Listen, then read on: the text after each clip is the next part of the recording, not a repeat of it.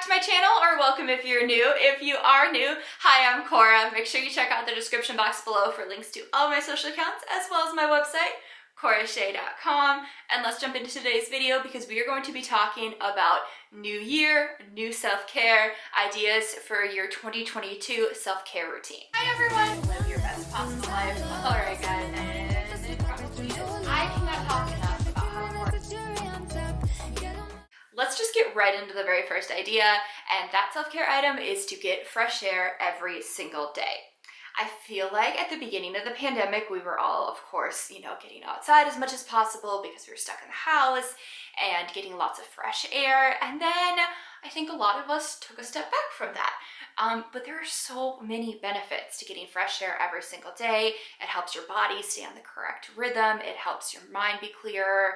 Of course, it just helps you feel lighter and happier. Even if the weather isn't great, just still go outside for like 5 minutes, drink a hot cup of coffee or hot cup of tea during the winter months, and get some fresh air every single day as part of your self-care routine this year. Idea number 2 is to start a daily gratitude journal. Practicing daily gratitude is so helpful for helping you get in touch with a more optimistic and positive part of yourself.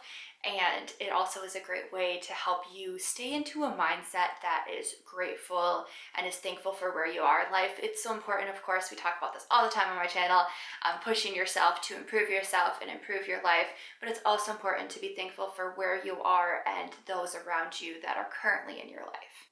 Idea number 3 is start doing guided meditation. This is a wonderful self-care item that is very hands-on and engaging, yet also is very relaxing and allows you to kind of let go of some of the stresses of the outside world while you're following the guided meditation. You do not need to pay for this. Head over to the YouTube search bar and search for guided meditations.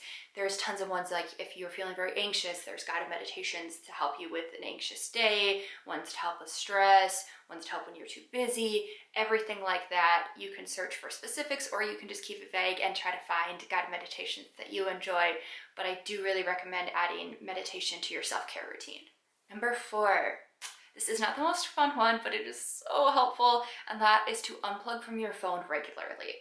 I have a blog post, I will link it below, with tips on how to reduce screen time, and I highly recommend reading that if you feel like this idea for your self-care routine is resonating with you. I know it does with me. I know that my phone is constantly by my side, and I know that's not great for my mental health and my mental well-being. And having a self-care routine is all about making sure that you're prioritizing what you need and taking care of yourself. And for a lot of us, that means spending a little bit less time on our phones and disconnecting from our phones.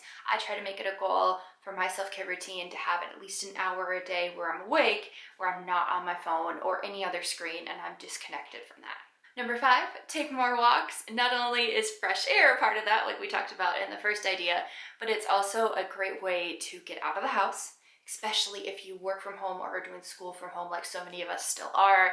It's a great way to get out of the house, get your body moving, get some daily exercise in.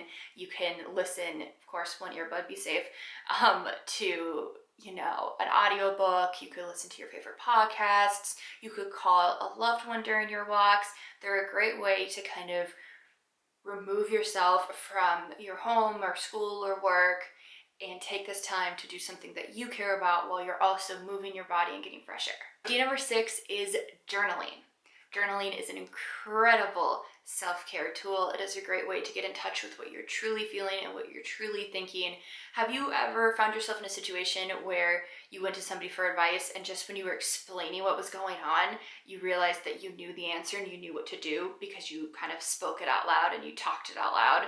Well, journaling can have the same effect.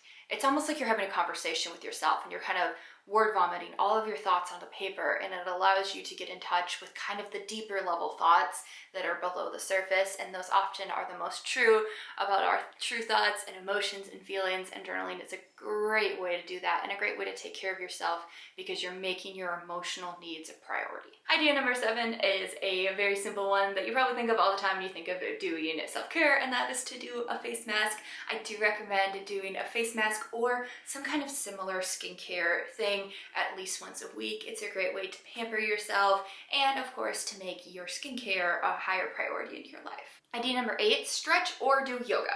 So I don't like to tell every single person that doing yoga is the best thing for them or for their self-care routine, because for some of us it is a fantastic thing, and for others it is not, and that's okay.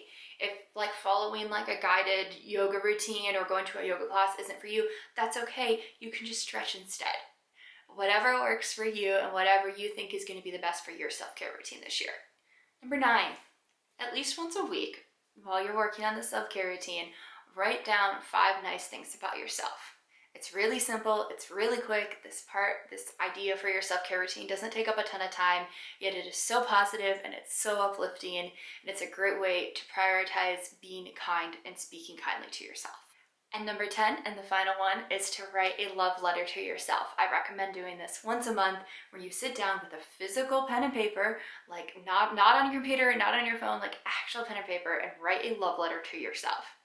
Write about all of the things that happened that month and how proud you are of yourself, and be patient with yourself, and maybe admit things that went wrong, but why you still love yourself and why you are still proud of yourself, and talk about your personal growth and talk about exciting things and talk about small wins, all of that in this letter. Again, I recommend doing this once a month. It is so uplifting, it is so positive, and I really recommend adding this to your self-care routine this year. All right, guys, I hope that this gave you some ideas for your 2022 self-care routine. New you, new self-care, right? Make self-care a priority this year. If you need any advice for that, let me know in the comments. Other than that, I hope that everyone is having a wonderful day, and don't forget to subscribe. Bye.